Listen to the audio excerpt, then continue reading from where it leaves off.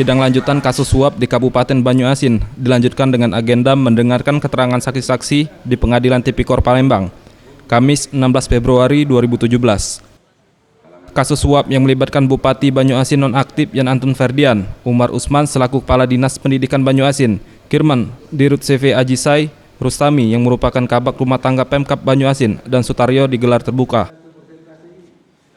Adapun saksi yang dihadirkan JPU KPK RI, yakni Asmuin yang merupakan direktur dari CV Orija. Dalam keterangannya, Asmuin mengungkapkan telah menjadi rekanan proyek pada Dinas Pendidikan sejak tahun 2013 sampai 2016.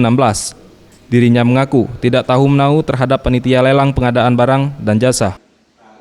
Di hadapan hakim, dirinya mengungkapkan pernah memakai beberapa perusahaan untuk bisa memenangkan tender proyek di Dinas Pendidikan Banyuasin.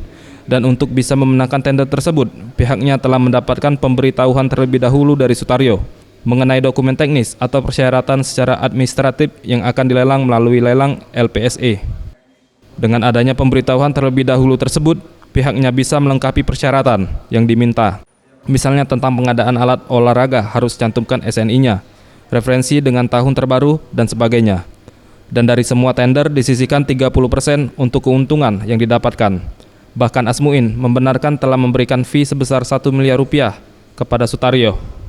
Jelasnya itu misi saudara ketemu itu. Apakah ada terkait ngomong sama uang yang 1 miliar itu diserahkan? Itu apa? Ya dengan pekerjaan. Ada nggak pembicaraan waktu itu dengan Pak Umar, dengan Pak Taryo ini bicarakan 1 miliar untuk kebutuhan atasan? Ada. Dalam pertemuan bulan Juni itu. Septian Rizky, Sriwijaya TV.